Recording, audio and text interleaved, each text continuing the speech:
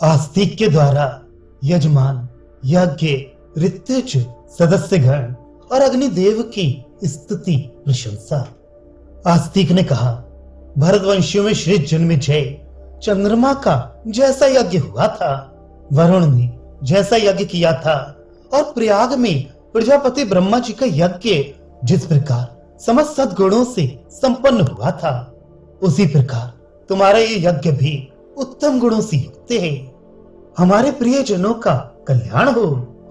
भरत कुल शिरोमणि परीक्षित कुमार, इंद्र के यज्ञों की संख्या 100 बताई गई है।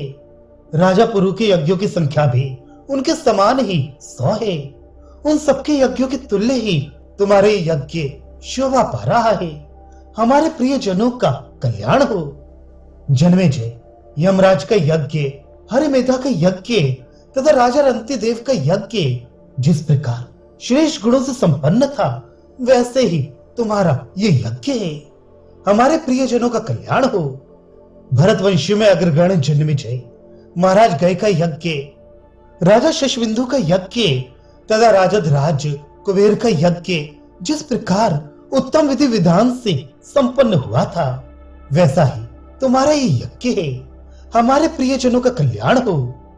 परीक्षित कुमार, राजा नरक, राजा अजमीन और महाराज दशरथ नंदन श्री रामचंद्र जी ने जिस प्रकार यज्ञ किया था, वैसा ही तुम्हारा ये यज्ञ भी है। हमारे प्रिय जनों का कल्याण हो। भरत श्रेष्ठ जन्मेजय अजमीन वंशी धर्मपुत्र महाराज युधिष्ठिर के यज्ञ की ख्याति स्वर्ग के श्रेष्ठ देवताओं ने भी सुन रखी थी, वैसा ही तुम्हारा भी ये यज्ञ है। हमारे प्रिय जनों का कल्याण हो। भरत अग्रगण्य जन्मेजय सत्यवती नंदन व्यास जी का यज्ञ, जिसमें उन्होंने स्वयं सब कार्य संपन्न किया था, जैसा वो पाया था, वैसा ही तुम्हारा ये यज्ञ भी है। हमारे प्रियजनों का कल्याण हो। तुम्हारे ऋतुज सूर्य के समान तेजस्वी हैं और इंद्र के यज्ञ की भांति तुम्हारे इस यज्ञ का भली भांति अनुष्ठान करती हैं। कोई भी ऐसी जानने योग्य वस्तु नहीं है जिसका इन्हें ज्ञान ना हो। इन्हें दिया हुआ दान कभी नष्ट नहीं हो सकता। द्वैपायन व्यास जी के समान पारलौकिक साधनों में कुशल दूसरा कोई ऋतुज नहीं है, ये मेरा निश्चित मत है। इनके शिष्य ही अपने अपने कर्मों में निपुण होता, उद्गाता आदि सभी प्रकार के ऋतुज हैं, जो यज्ञ कराने के लिए संपूर्ण भूमंडल में विचरते रहते हैं। जो विवाहवसु, चित्रभानु, महात्मा हिरण्यरेता, अभिष्य भोजी तथा कृष्णवत्मा कहलाते हैं, वे अग्निदेव तुम्हारे इस यज्ञ में दक्षिणावर्त शिखाओं से प्रज्वलित हो दी हुई आहुति को भोग लगाते हुए तुम्हारे भविष्य की सदा इच्छा रखते हैं। इस मृत्यु लोक में तुम्हारे सिवा दूसरा कोई ऐसा राजा नहीं है जो तुम्हारे भांति प्रजा का पालन कर सके। तुम्हारे धैर्य से मेरा मन सदा प्रसन्न रहता है।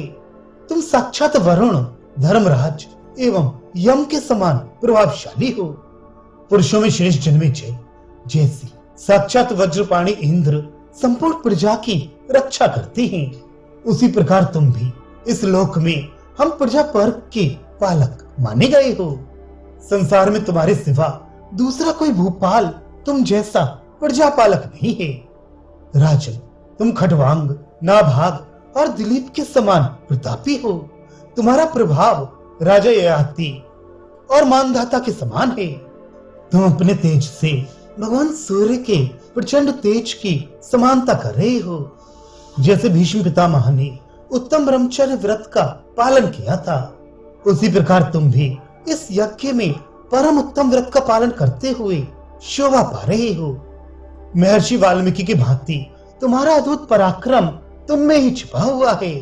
महर्षि वशिष्ठ जी के समान तुमने अपने क्रोध को काबू में कर रखा है। मेरी ऐसी मान्यता है कि तुम्हारा प्रभुत्व इंद्र के ऐश्वर्य की तुल्य है और तुम्हारी अंग कांति भगवान नारायण के समान सुशोभित होती है। तुम यमराज की भांति धर्म के निश्चित सिद्धांत को जानने वाले हो। भगवान श्री कृष्ण की भांति सर्वगुण संपन्न हो। वसुगणों के पास जो संपत्तियां हैं, वैसी ही संपदाओं के तुम निवास स्थान हो। तथा यज्ञों की तो तुम साक्षात निधि ही हो। राजन, तुम बल में दंभोद्भव के समान और अस्त्रों के ज्ञान में परशुराम के सदृश हो। तुम्हारा तेज और त्रित नामक महर्षियों के तुल्य है। राजा भगीरथ की भांति तुम्हारी ओर देखना भी कठिन है। उग्र शिवाजी कहते हैं, आस्तिक की इस प्रकार स्तुति करने पर यजमान, राजा जन्मेजय, सदस्य ऋत्विज और अग्निदेव सभी बड़े प्रसन्न हुए। इन सबके मनोभावों तथा वायु चेष्टाओं को लक्ष्य करके राजा जन्मेजय इस प्रकार बोले,